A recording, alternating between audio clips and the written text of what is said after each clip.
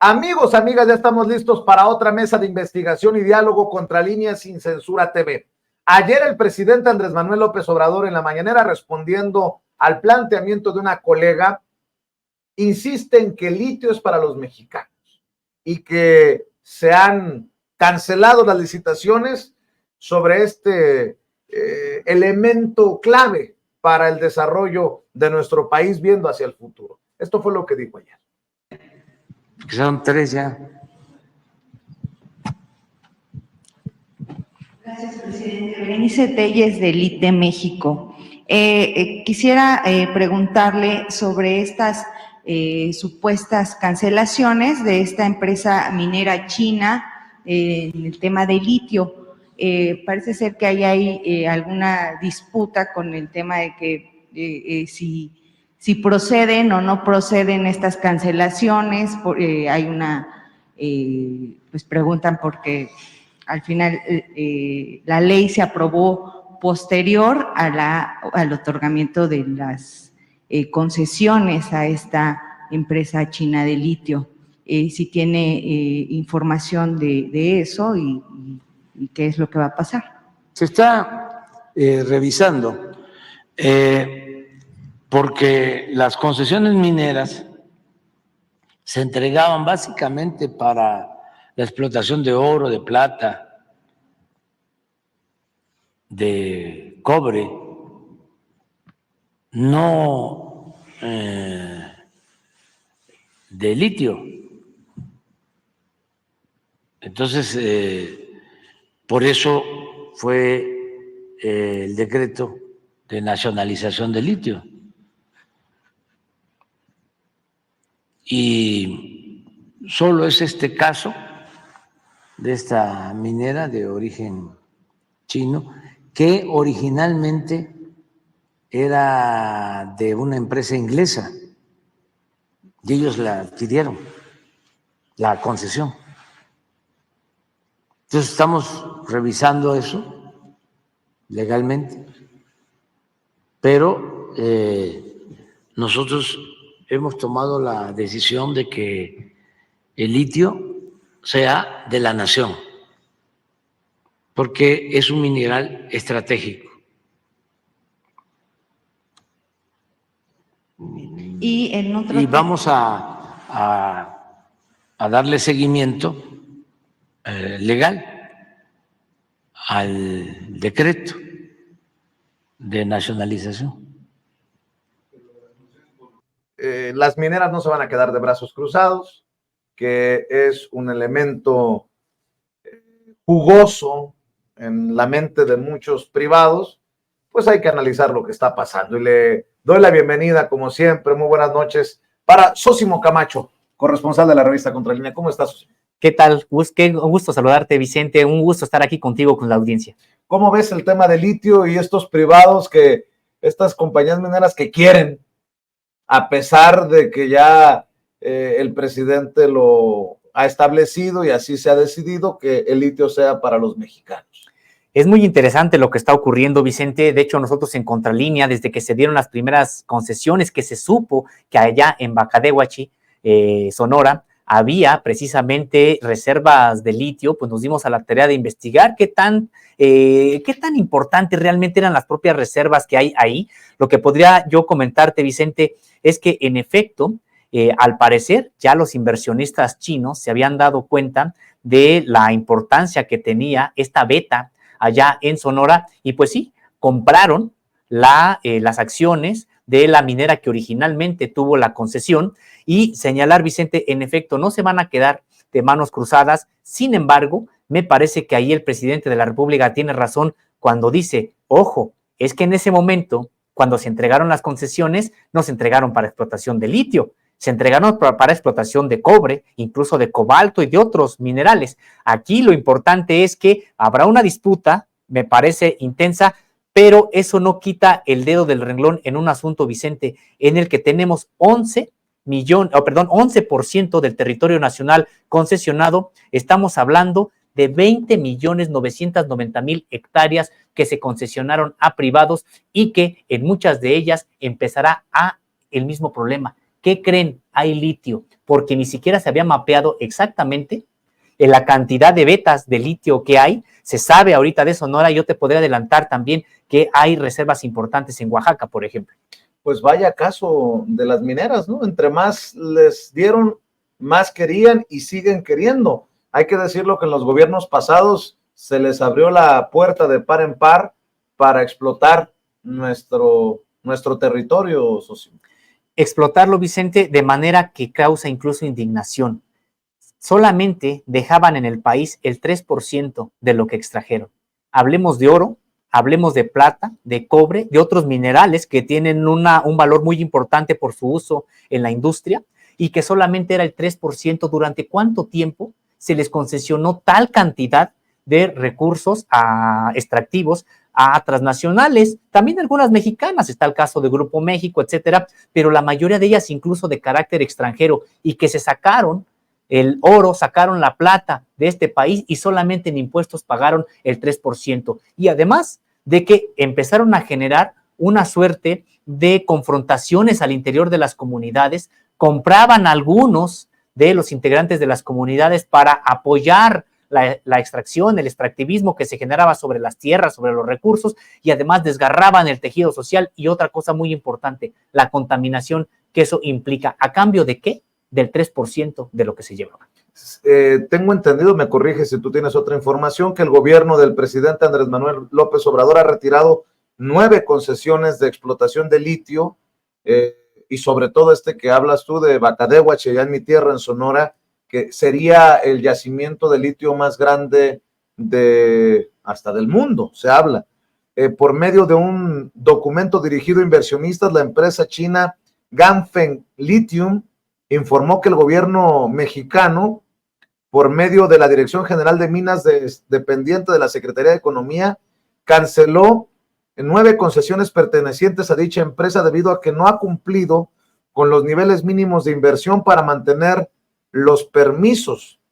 Y es que en abril del 2022, como seguramente la audiencia sabe, el gobierno de México declaró el litio como material estratégico, por lo que el Estado tiene ahora el derecho exclusivo sobre la exploración, producción y comercialización, prohibiendo las concesiones en este producto, determinado además que se retirarían las concesiones a quienes hubieran incumplido con el nivel mínimo de inversión establecido y estuvieran ya cerca de la etapa de producción. Entendiendo que son empresas de mucho poder económico, pues podríamos también pronosticar largas batallas legales. Ojalá que la boca se me haga chicharrón, pero así lo veo. Yo que he estado allá en Bacadehuachi, yo que he estado en esta zona que era propiedad o es propiedad de esta empresa china, entiendo que no hay una inversión que puedan decir, ya tenemos tal o cual inversión o tal o cual construcción o tal o cual situación. De hecho, recuerdo que los pobladores, el presidente municipal de Bacadehuachi, preguntaba en aquella ocasión que estuvimos en aquella zona, pues, ¿cómo le vamos a hacer? Porque no hay ni luz por parte de la empresa y no tenemos luz, en aquel momento así me lo dijeron, por parte del gobierno. Y nosotros nos tenemos que preparar porque es un poblado muy pequeño, de muy pocos habitantes, que tendrían que enfrentarse incluso a que llegaran pues olas de personas para trabajar en esta zona. Incluso hablaban de la construcción de un cuartel de la Guardia Nacional en esa zona, que pues que daría esta seguridad tan necesaria con un proyecto en caso de que se dé tan importante. Así es, totalmente de acuerdo, Vicente, en el sentido de que no hay en realidad una inversión importante que acredite pues que tiene que continuar con el propio proceso. Eso en primer lugar, pero es que incluso la discusión es más allá, porque aunque lo hubiera, ellos tenían las concesiones para otro tipo de minerales, no para litio. Entonces, aquí lo grave, Vicente, es que tenemos a un poder judicial que está volcado a bloquear, a sabotear todo lo que pueda con respecto del Poder Ejecutivo. Y si el Poder Ejecutivo ha dicho que el litio es un mineral estratégico que debe de ser aprovechado por el interés nacional, pues ya estaremos viendo a la Suprema Corte y a jueces, etcétera, en sentido contrario, prácticamente fallando a favor de estos empresarios extranjeros. Y es que te decía, Vicente, el asunto es de darle la razón a estos empresarios chinos de que pueden explotar litio, aunque la concesión originalmente era para otra cosa, entonces estaremos viendo una suerte de litigios a lo largo de todo el país. Bien has comentado, México tiene una reserva muy importante de litio que es en roca. Ahí es donde pudiera ser la reserva más grande del mundo. Hasta este momento, la reserva más grande del mundo se encuentra en Australia, otra se encuentra en Chile y otra se encuentra en Argentina, en esta parte desértica, en lagos salados, que es donde y que además lo extraen de manera muy fácil ahí el litio. En este caso es otro tipo de reserva, en roca. Pero estamos hablando ya de una veta de al menos 2 millones de toneladas solamente ahí. Imaginemos la riqueza que eso significa para lo que viene en la producción de baterías de litio para automóviles. Estados Unidos ha iniciado ya una transición para que toda la flota de automóviles en ese país se sustituya por una nueva con baterías de litio. Se está pensando que precisamente ahí, en Bacadehuachi, se podrían estar extrayendo 170,000 toneladas de carbono de litio al año, que vendría a conectarse en esta cadena de valor con las armadoras que están en Estados Unidos. Todo el programa que hay para Sonora es impresionante, lo que hay de generación en materia energética, y que ahí es donde se inscribe. Por eso es tan estratégico.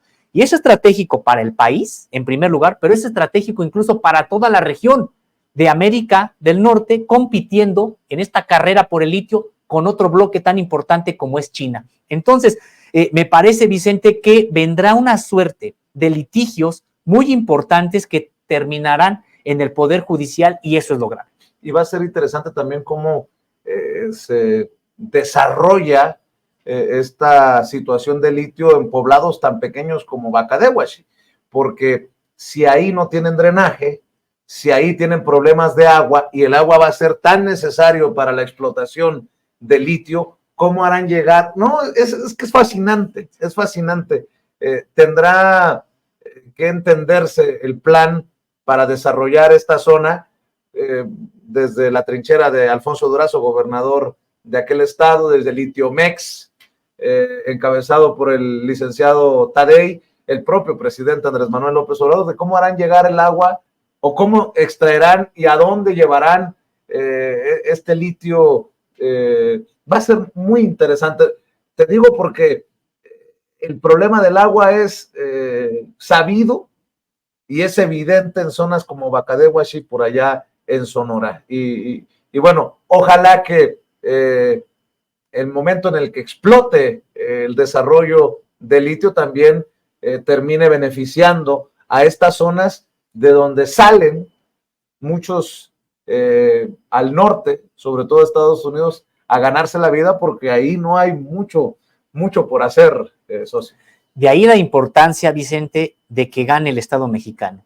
De ahí la importancia de que, en efecto, quien tenga a cargo la explotación exclusiva de este mineral sea el Estado mexicano. Imaginemos, Vicente, qué pasaría si es que esto se deja en las manos privadas de manera exclusiva, con empresarios tan voraces como los mineros, los locales. Ya tenemos ahí a Germán Larrea y compañía, pues viendo la calidad de vida que les dan a los propios trabajadores y también que generan para las propias comunidades. No les importa contaminar ríos, etcétera. Entonces, en ese sentido, me parece, de ahí la relevancia de que quede en manos del Estado mexicano, porque, ojo, no es cierto que el litio o las baterías de litio sean por sí solas energía limpia. Todo lo que implica generar una batería de litio es muy sucio, es decir, se gastan grandes cantidades de agua.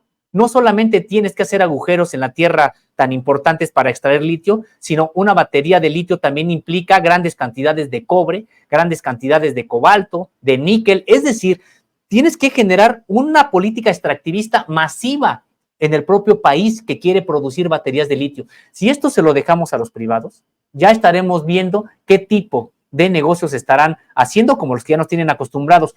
Una manera de procurar que se racionalice la extracción de litio y de todos los demás minerales, pues es prácticamente vigilando que sea el propio Estado mexicano con el interés nacional y el interés de las comunidades por delante, algo que no se va a poder garantizar si se les deja precisamente a los privados y más si son extranjeros. Tengo entendido que estas revocaciones ordenadas por la Dirección General de Minas de la Secretaría de Economía no tendrían un carácter definitivo, pero existe la incertidumbre entre estas empresas en cuanto a si serán revertidas o confirmadas, pero por parte de los empresarios ya hay procedimientos legales o de revisión o de queja por estas revocaciones. Eso sí, estoy de acuerdo contigo en que será el Estado el que defina que no se contamine a estas comunidades, que no se afecte la poca agua, los mantos acuíferos que haya en esa zona y que se detone el desarrollo, insisto, de estos pequeños poblados que aspiran al drenaje, a la iluminación pública, al alumbrado público, a lo básico que tendríamos en ciudades como la capital mexicana. Allá, o sea, están en la sierra, allá están en zonas históricamente olvidadas, y solamente, en mi opinión, el Estado podría garantizar ese desarrollo sustentable, consciente, limpio o lo más limpio posible, porque tú lo acabas de decir hace rato, las empresas mineras solamente nos dejan el 3% y sería hasta una grosería que esas zonas que por fin podrían soñar, tener esperanzas, pues no mantengan mucha de esa riqueza que se va a producir en nuestro país. Así es, Vicente. Ahora nos dejan aproximadamente el 11% después de esta reforma a la ley minera. Lo del 3% fue durante mucho tiempo con los gobiernos anteriores que no quisieron tocar para nada la estructura de la explotación minera en México. Y total razón, Vicente, me parece que lo que se tiene que poner en primer lugar es el interés de las comunidades originarias que son las dueñas de los minerales. Me refiero, muchas de ellas, de estas tierras son de origen comunal o ejidal, etcétera. En primer lugar, el interés de ellas. En segundo lugar, el interés nacional.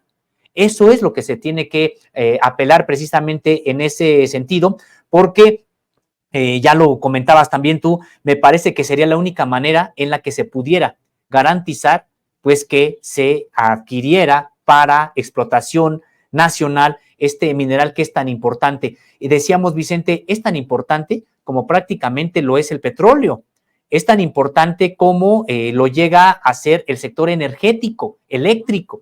Entonces, me parece que estamos en un buen momento para reestructurar la manera en que se fueron entregando todas estas concesiones, porque, insisto en ese sentido, son las que conocemos hoy de vetas en Sonora. Hay otras que ya también se han reconocido en Oaxaca, en Durango y en Zacatecas, y al parecer seguirán apareciendo otras donde digan, mira, yo aquí tengo una concesión para cobre o para oro, para plata, pero ¿qué crees? También hay litio. Entonces, por eso vendrán estas disputas que, te decía, llegarán incluso a la propia Corte. Y no lo subestimemos a estas empresas, para que no se les olvide a las personas que nos están viendo y escuchando, cuando tú hablas de importante, pues ¿qué tan importante? Bueno, recordemos cuando vino a México Luis Arce, el presidente de Bolivia, en conferencia de prensa conjunta con Andrés Manuel López Obrador, admitió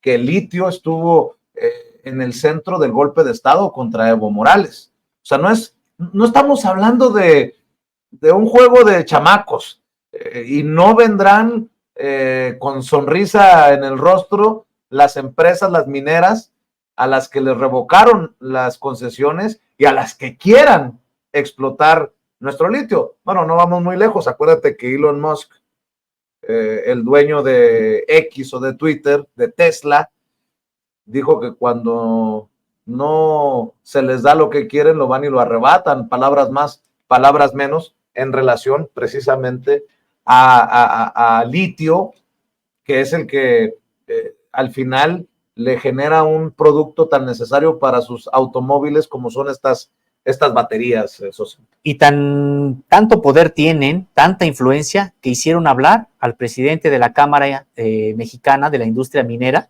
diciendo precisamente, rebatiendo que no era posible, según su visión, cancelar estas concesiones porque se dieron antes de la expedición de esta nueva ley minera. Y es precisamente lo que deriva que el presidente de la República hoy diga el día de ayer, días pasados, que precisamente estas concesiones se dieron, pero para otros minerales.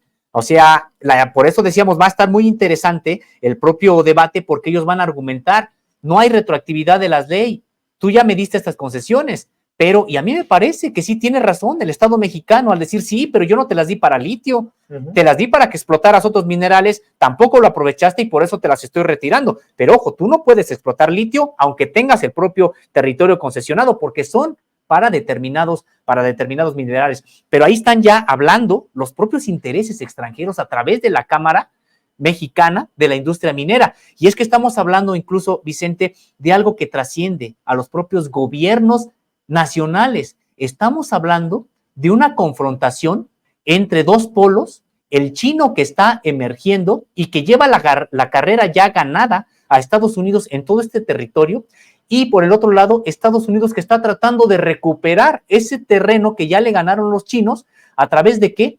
De el litio que hay en América Latina, porque es que China se metió hasta la cocina. O sea, imaginemos, China tiene ya explotando litio en Chile, en Argentina, y ya estaba aquí en México, digamos, allende la frontera de Estados Unidos, estaba ya también ahí. Entonces ahora Estados Unidos también está tratando de recuperar este terreno perdido, y habrá que ver si logra ganarle a los chinos, porque los chinos sí tienen ya toda la cadena de valor, desde la explotación hasta ya, aquí está la batería de litio, toda ya está controlada por la industria china. Estados Unidos, con empresas precisamente como Tesla, privadas pues, y otras que tienen asiento incluso también en Europa, pues están tratando de recuperar esa carrera. Pero lo que vemos es prácticamente la lucha por la hegemonía mundial, económica.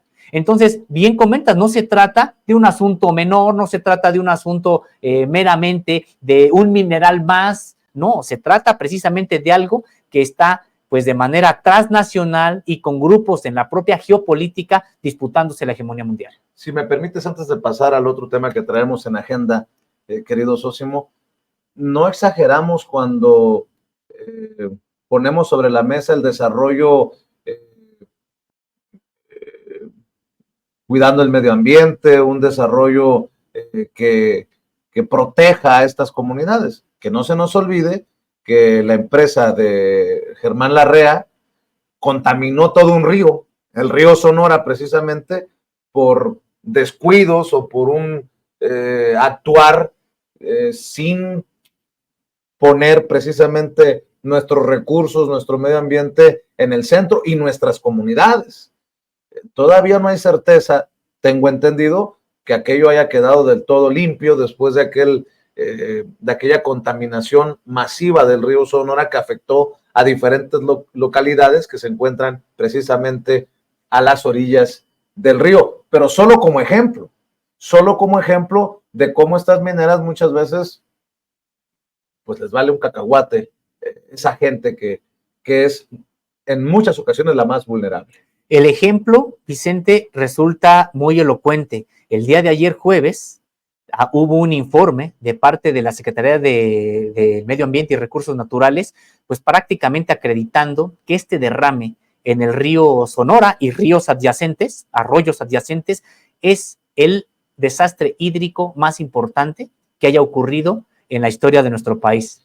Fue una contaminación que además no terminó realmente de pagar lo que significa el propio Germán Larrea, este grupo minero, México, y que en efecto, porque ellos pues van por sus propios intereses, por eso necesitamos que haya una racionalización en la manera en que se extraiga el litio para beneficio de las comunidades, para beneficio del país en su conjunto, y que no volvamos a ser objeto de saqueo cómo fue durante todo este tiempo con estas mineras que, como bien comentas, Vicente, pues se necesita grandes cantidades de agua. Imaginemos en una situación con regiones con estrés hídrico tan importante que además tengamos que privilegiar, en tal caso por intereses privados, el uso de agua para este extractivismo. A mí me duele porque sé de lo que hablo, es que lo digo, Sósimo.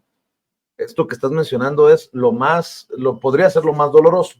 Y yo sé que el presidente tiene esa intención firme de no dar paso atrás, de no dar marcha atrás, y que el litio se mantenga para todos los mexicanos. Pero el caso, por ejemplo, del río Sonora, imagínate la contaminación de río y arroyos, cuando en el sur de Sonora, de donde yo soy originario, hay municipios como el de Álamos, en el que hay agua un día sí y un día no. Hay racionalización del agua potable cuando tienes a una empresa que con todo el descuido y desparpajo te contamina por su irresponsabilidad todo un río. Pero bueno, ahí que quede. Mi querido Sósimo, el tema de las normales rurales, tú lo conoces, tú lo has seguido. ¿Qué ha pasado con las normales rurales después de la desaparición de los 43 normalistas de Ayotzinapa y después de sobrevivir algunas, no todas, ese periodo de Peña Nieto, de Calderón, pero sobre todo de Peña Nieto después de la desaparición de los normalistas, con la estigmatización, no solamente con los retos ya de una zona rural, de una normal rural, sino la estigmatización de estas instituciones y bueno, el rescate prometido, anunciado y comprometido por parte del presidente Andrés Manuel López Obrador. ¿Qué ha ocurrido en este tema? Sí, se trata también de otro tema muy, muy complejo, Vicente, en el sentido de que decíamos, pues sí, estuvimos platicando el día de ayer, todo esto que ha ocurrido en torno a la desaparición de los 43, la indignación que nos produce, la demanda de que se avancen las investigaciones, y en medio de todo esto, pues recordar también que estos muchachos que desaparecieron, que fueron víctimas de este crimen de Estado, son estudiantes de una escuela normal rural que tiene un modelo propio educativo, que ha sobrevivido contra viento y marea, sobre todo al periodo neoliberal. Ha sido lo peor. Bueno, lo peor fue el caso de Díaz Ordaz, el cierre de la mitad de estas instituciones, y después el periodo neoliberal, donde estuvo a punto prácticamente de dar por finiquitado este modelo educativo con el cierre de todas las escuelas normales rurales. Me parece un crimen lo que se buscaba en los gobiernos neoliberales, Sósimo, para aportar a esto que nos estás informando, porque las normales rurales están abasteciendo de educadores y educadoras a las zonas más olvidadas de México. Recuerdo todo el escándalo que hicieron, que porque venían doctores de Cuba para ir a las zonas olvidadas a las que ni siquiera los egresados de nuestras escuelas, nuestros mexicanos, querían ir. Bueno, pues así pasa con las normales rurales. Salen estos profesores, estas profesoras, a educar a las comunidades más olvidadas, más vulnerables. Y yo digo que es un crimen lo que se buscaba cometer con el cierre de este sistema de escuelas rurales, que afortunadamente ha ido rescatando el gobierno que encabeza el presidente Andrés Manuel López Obrador, porque estaban intentando sentenciar a esas zonas, las rurales, las más olvidadas, al analfabetismo, a la educación, al total olvido, socio. Sí, Vicente, de hecho ya estaban sentenciadas las normales rurales, prácticamente era cuestión de tiempo. Por eso es porque había movilizaciones, porque uno se podría pensar, bueno, es que los estudiantes de Ayotzinapa fueron a Iguala a tomar autobuses, y hay gente que dice, pero ¿para qué tomaban autobuses? Había un acoso en contra de la normal en ese momento muy intenso. Les habían cancelado el comedor, les habían cancelado los dormitorios, no querían las autoridades locales emitir la convocatoria de nuevo ingreso, les habían cancelado plazas, es decir, un acoso en contra de Ayotzinapa y de muchas otras escuelas que estaba provocando la movilización de los estudiantes. Entonces, pero prácticamente ya habían sido sentenciadas en ese momento, y bien lo comentas, sentenciar a las escuelas normales rurales, acabar con ellas, pues era condenar a la al analfabetismo a grandes porciones del México rural. Hay un lema de los normalistas rurales que dice: mientras la pobreza exista, las normales rurales tendrán razón de existir. Y en efecto, es un lema que se ajusta a la propia realidad. Hemos realizado en Contralínea reportajes desde las zonas más pobres de este país, aquellas que incluso tienen niveles de pobreza similares a los del África subsahariano. Estamos hablando de zonas donde no llega absolutamente nadie, no hay representantes prácticamente del Estado mexicano, me refiero a algún médico, algún trabajador social, etcétera, y cuando nos encontrábamos a alguien, invariablemente era un maestro rural y invariablemente era un egresado de una normal rural. ¿Por qué ellos iban allá? Porque precisamente este modelo educativo de las normales rurales les prepara para eso, los concientizan para eso, y ellos sí tienen esa convicción de que van a llegar a una comunidad muy pobre y ni modo, van a tener que padecer la pobreza de la misma comunidad a la que se integran, porque no es de que ellos lleguen con algún tipo de aditamento adicional, pues no, porque la propia dinámica no te permite, por mucho que tengas un sueldo, etcétera, ahí a donde llegas no hay ni qué comprar. A veces no hay ni qué comer. Entonces, a veces no hay ni transporte. No hay transporte. Que llegar como pueden. No, de hecho, por eso llegan y no se pueden regresar a sus lugares de origen. Tienen que llegar y prácticamente vivir con toda la comunidad, todo el periodo escolar. En el periodo de vacaciones tener la oportunidad de regresar a alguna ciudad o de regresar a sus lugares de origen, pero de nueva cuenta otra vez inicia el periodo escolar y vivir con ellos. Yo tengo la imagen, Vicente, de una maestra con los cabellos desaliñados, padeciendo la misma pobreza en Metlatónoc, en Cochuapa el Grande, en comunidades, ni siquiera en la cabecera, en comunidades de estos municipios en los que pues ellos se someten precisamente a esta pobreza. Y sabes, Vicente, no solamente llegan a ser el maestro de la comunidad, llegan a ser a veces el psicólogo de la comunidad, llegan a ser la persona que tiene algún tipo de recomendación incluso para tomarse un desenfrión o algún medicamento o para poner alguna inyección anti piquete de alacrán, de serpiente, etcétera. Es decir, llegan a ser gestores, a gestionar la construcción de alguna presa para tratar de tener cultivos de regadío, etcétera. Eso es a lo que llega un egresado de una normal rural. Y decíamos, Vicente, todo eso es lo que está detrás también de la desaparición de los 43. La desaparición de los 43 fue posible por una campaña en contra también previa, en contra de las normales rurales, por parte del sector empresarial, por parte de grandes medios de comunicación, por parte de los propios gobiernos en ese momento en turno, etcétera. Entonces decíamos, más allá de los 43, o todavía más allá de los 43, ¿qué pasó después de esta desaparición con de estos estudiantes con las normales rurales? Objeto de una situación de estigmatización, como ya lo comentabas, y también incluso de temor. Una suerte de estudiantes que ya empezaron a no ver como opción estudiar en una normal rural, porque eran presas de esta campaña inmediatamente después de la desaparición de los 43, primero, de que eran pseudoestudiantes, y segundo, de que, bueno, ¿y qué tal si estudias ahí y terminas también desaparecido? Entonces, hubo una campaña muy intensa en contra del propio normalismo rural que ha echado a veces por la borda entre la propia sociedad el valor que implican estas normales rurales. Y solo porque sé también que han dejado su vida, le mando un saludo al profe Paulino Gámez, que fue profesor rural, y a mi propia madre, que por más de 20 años fue profesora rural en zonas como Tres Hermanos, Tesia, el Mezquital de Tesia. Muchas veces tenías que llegar en raite, en las camionetas estas de estaquitas, y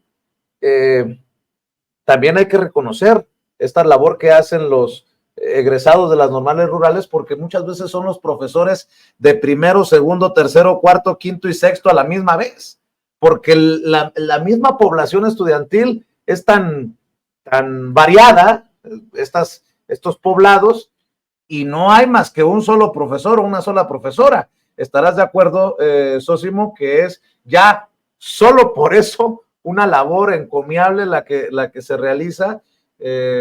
Y por cierto, saludos a la normal rural del Quinto, allá en Sonora, donde dejamos muchos amigos. De hecho, creo que el gobernador de Sinaloa, no sé si lo hemos mencionado aquí en las mesas, Rubén Rocha Moya es egresado de la Normal Rural del Quinto. Mira, un egresado de una normal rural termina siendo un gobernador, como el caso de Sinaloa. Y otra cosa, ahora en esta nueva escuela mexicana, tan atacada, sobre todo desde medios de comunicación como TV Azteca, a ver cómo también, no sé si se esté contemplando una reinversión de recursos para estas escuelas normales por lo que significan para estas comunidades.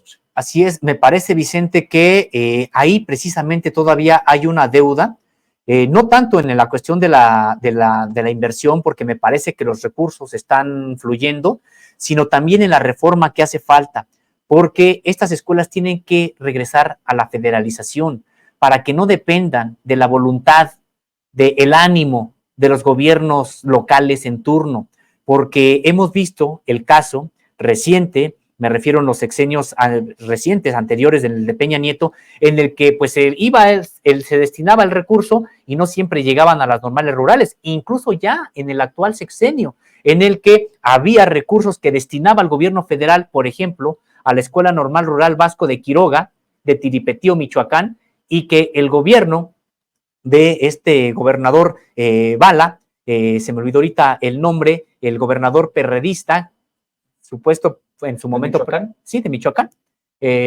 Ahorita nos acordamos. ¿Quién? El gobernador que hizo, incluso fue a pedir audiencia con el presidente de la República en un banquito. Silvano Aureoles. Silvano Aureoles.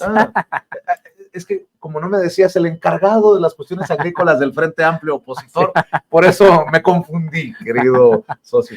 Sí, pues resulta que precisamente Silvano Aureoles detenía el presupuesto para la Normal Rural Vasco de Quiroga de Tiripetío, y así podemos poner otros ejemplos. Entonces me parece, Vicente, que un pendiente es cambiar la propia Constitución para que se proteja este modelo del normalismo rural desde la Constitución y para que se federalicen y no dependan de la buena voluntad de los gobiernos estatales.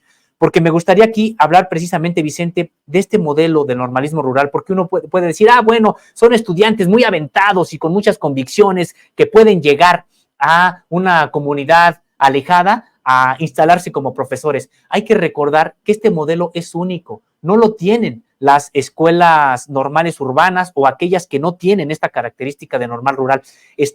Este modelo son 5 ejes que además, Vicente, están vigentes por la propia organización estudiantil llamada Federación de Estudiantes Campesinos Socialistas de México, que es la encargada de velar porque siga con vida este modelo de 5 ejes. El primero es el académico. Obviamente tienen que tener una formación académica que les dé las credenciales, el conocimiento para ir a la alfabetización y para impartir educación básica en las escuelas, en las comunidades alejadas. El segundo es el de los módulos de producción. Por eso tienen esas competencias de crear unidades de ganado bovino, caprino, el sembrado de milpas, de huertas. Tienen todo ese conocimiento que van también a implantar a las comunidades en las que llegan.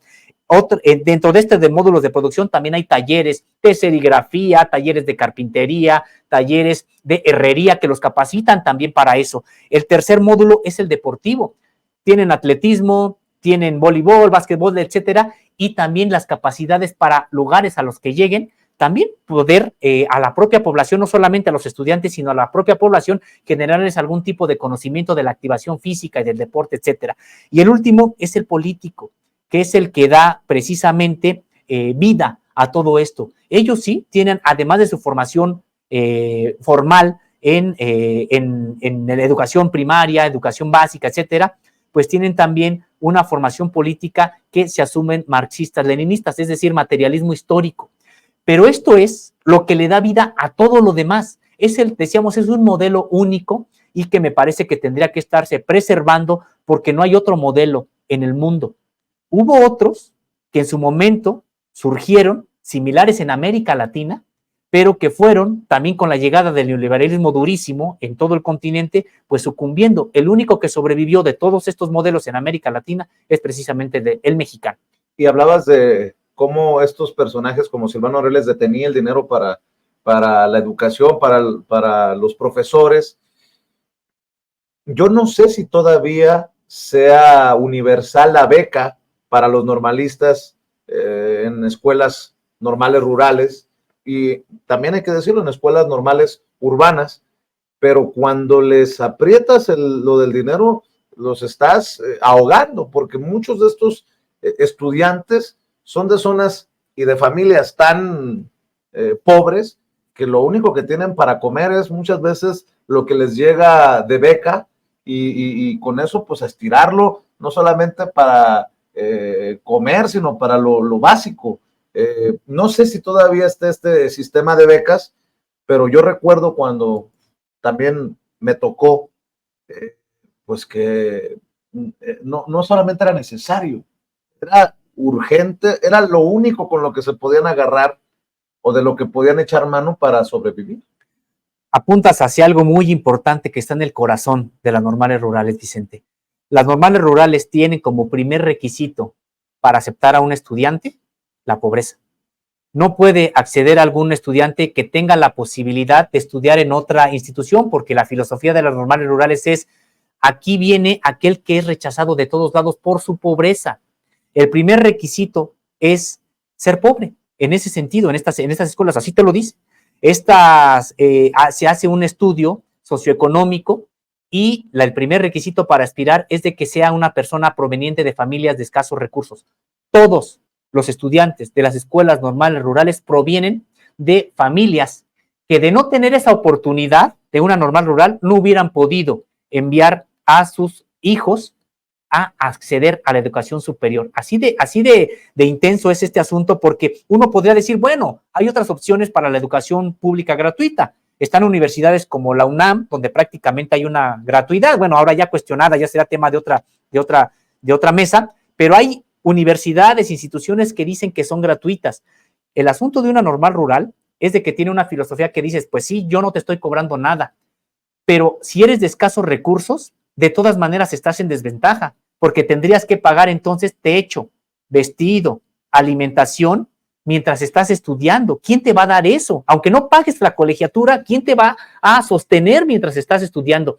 La filosofía de la normal rural es: tú, estudiante, vas a tener garantizado el techo porque es internado, la alimentación porque hay comedores, y también vas a tener garantizado una beca, porque para tus pasajes, para que compres útiles escolares, etcétera.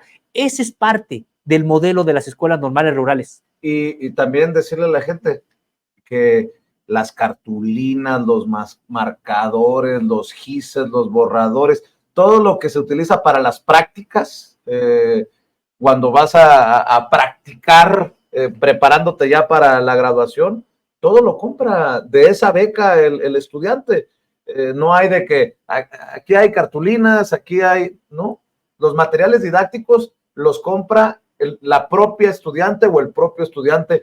Te digo, me estoy acordando de muchas cosas ahorita que te estoy escuchando, Sósimo, pero eso debería de agradecerse, de reconocerse, de apreciarse por parte de esta sociedad mexicana, Sósimo. Es que, de hecho, Vicente, ¿cuánto le debe la sociedad mexicana a las normales rurales? Todo este esfuerzo postrevolucionario de alfabetizar el campo mexicano, pues fue precisamente apoyado en ¿quiénes? En las normales rurales. De hecho, Vicente, también podríamos señalar la mayoría de maestros que incluso fueron colgados, que fueron asesinados en momentos cuando la ultraderecha se asentó en algunos lugares y veían como rojos comunistas el diablo a los profesores, y solamente por ser profesores que impartían educación laica eran incluso asesinados. Pues la mayoría de estas víctimas eran egresados de las normales rurales. ¿Cuánto le debe el país a ellos? Oye, Sósimo, ¿y no ha habido un resurgimiento de las normales con la desaparición de los 43? Porque yo recuerdo que hubo un momento en el que las normales rurales salieron a marchar, a manifestarse, creo que era todavía en tiempos de Peña Nieto, alrededor del país, que salían a exigir justicia, que salían a pedir que aparecieran los 43 de Ayotzinapa. Y ahora que estamos en este momento en el que recordamos o nos nos replanteamos que han pasado 9 años de la desaparición de los normalistas, te lo pregunto. ¿Han Sí. salido con más fuerza? ¿Ha habido un resurgimiento, un reforzamiento de los lazos entre normales rurales? Porque hay unas que yo ni conozco, pero me recuerdo que hay una por allá en Oaxaca, cerca de Tamazulapan. Ah, mira, para que veas, en donde viví por ahí de 6 meses, 7 meses, y que me decían que mantenían comunicación entre las normales rurales. Sí, son parte todas ellas de la Federación de Estudiantes Campesinos Socialistas de México, una organización impresionante también, Vicente. Me parece que sí, hay una participación importante, de hecho, en la marcha de estos días para conmemorar estos tristes acontecimientos, pues se vieron a los contingentes precisamente de Tamazulapan, que es de puras mujeres, internado, correcto. Teteles, Puebla, que también es de puras mujeres, Panotla, Tlaxcala, que también es de puras mujeres, y vimos ahí a contingentes, por supuesto, de lo que se les ha llamado los bastiones de normalismo rural, además de Ayotzinapa, por supuesto, Tiripetío, Michoacán, Tenería, Estado de México, Mactumaxá, Chiapas, que es mixta, esta escuela de hombres y mujeres con sus dormitorios separados, como son las escuelas normales rurales, y sí mantienen esta comunicación. Por supuesto que hay problemas también al interior de la propia organización, esperemos que pronto los resuelvan, y me parece que son naturales en cualquier disputa, en cualquier organización hay también estas disputas, pero recordar algo de esta FECSUM. Esta FECSUM es la que mantuvo vivas a las normales rurales y es una organización incluso hoy de carácter semiclandestino. Una organización que fue abierta y que generó como secretario general a personajes como Lucio Cabañas Barrientos y a muchos otros integrantes de la lucha social. Unos llegaron a ser gobernadores, no es el primer caso que comentábamos de Sinaloa, hay otros casos de gobernadores también egresados de las normales rurales, pero hay casos también de luchadores sociales que incluso terminaron rebeldes, el caso de Lucio Cabañas Barrientos y el caso de otros, o formadores también de la propia Coordinadora Nacional de Trabajadores de la Educación, como Misael Núñez Acosta, él también es egresado de una normal rural, en este caso de la de Tenería, y que una organización, decíamos, impresionante, Vicente, porque esta organización prepara a los de nuevo ingreso. Ellos crecen y cuando están en los niveles ya casi a punto de salir, preparan a la generación que sigue, y así es como han venido defendiendo los 5 ejes del normalismo rural: la gratuidad, las becas, el autogobierno en estas escuelas. Por eso decimos, es una organización impresionante la propia FECSUM, y decíamos de carácter semiclandestino. ¿Por qué? Porque cuando viene el 68, y siempre nada más por este centralismo que hasta luego todos repetimos socialmente, pensamos que el 68 solamente fue la represión a los estudiantes de la Ciudad de México, de la UNAM, del Politécnico, incluso de algunas privadas, pues resulta que la represión intensa, fuerte, también fue a las normales rurales, y cerró Díaz Ordaz a sangre y fuego, ocupando con el ejército la mitad de las escuelas normales rurales, cerró 17 en ese momento, o 18, ahorita no tengo el dato ahorita preciso. Díaz Ordaz cerró estas escuelas, no sabemos incluso, nunca se contabilizó el número de muertos, de personas desaparecidas, etcétera, en estos cierres. Y luego, Vicente, señalar que estas escuelas normales rurales pues siguieron vivas, pero la organización estudiantil tuvo que pasar a la clandestinidad total, porque había una persecución muy intensa. En 1973-74 regresó la FECSUM, pero prácticamente en condición de semiclandestinidad, que se mantiene hasta el día de hoy.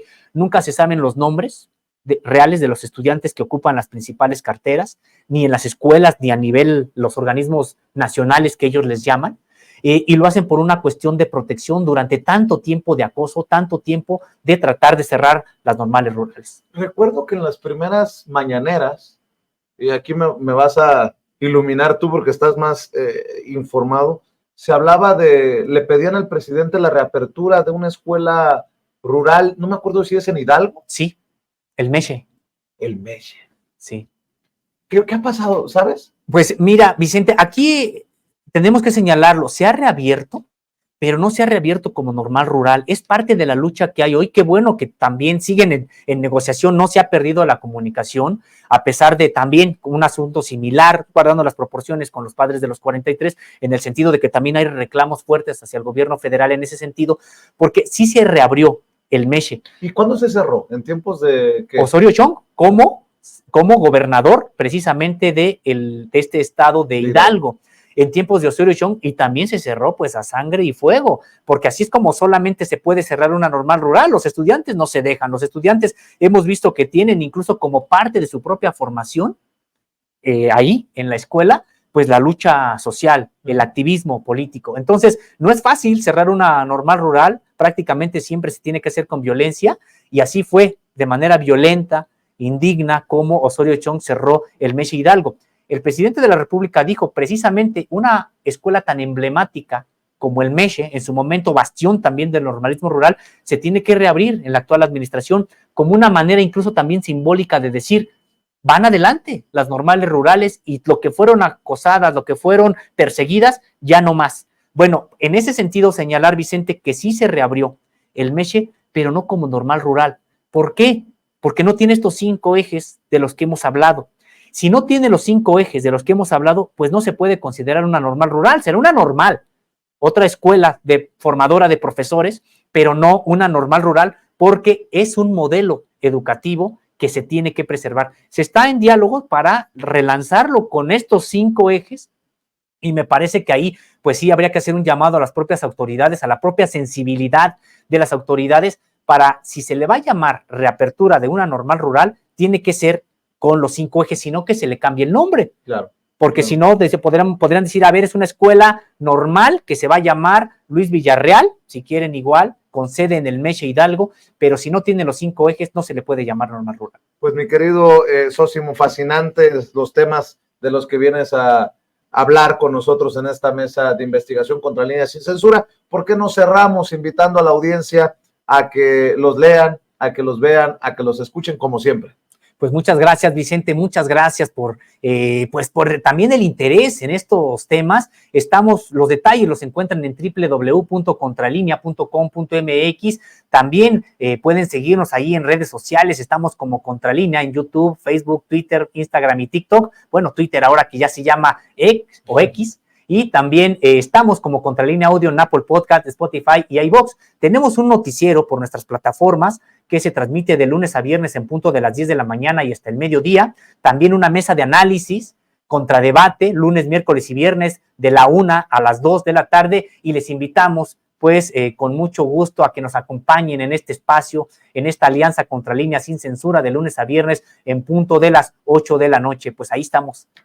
Pues me van a tirar algunos el hate, el odio, pero desde aquí toda nuestro reconocimiento, nuestra admiración a esos que no solamente estudian en las normales rurales, sino a los egresados de las normales rurales y que han dejado la piel en esas comunidades las más alejadas, las más vulnerables, las más olvidadas, y en donde seguramente aprecian a cabalidad la labor del maestrito, del profesor del pueblo, mi querido, o de la población, porque ya ni pueblos son, muchas veces son unas cuantas casitas, ¿no? Pues este reconocimiento, Vicente, a todos los egresados de las normales rurales en estos tiempos en el que estamos recordando a los 43 de Ayotzinapa, y recordar eso, los 43 son estudiantes de una normal rural y son también estos 43 integrantes de la Federación de Estudiantes Campesinos Socialistas de México.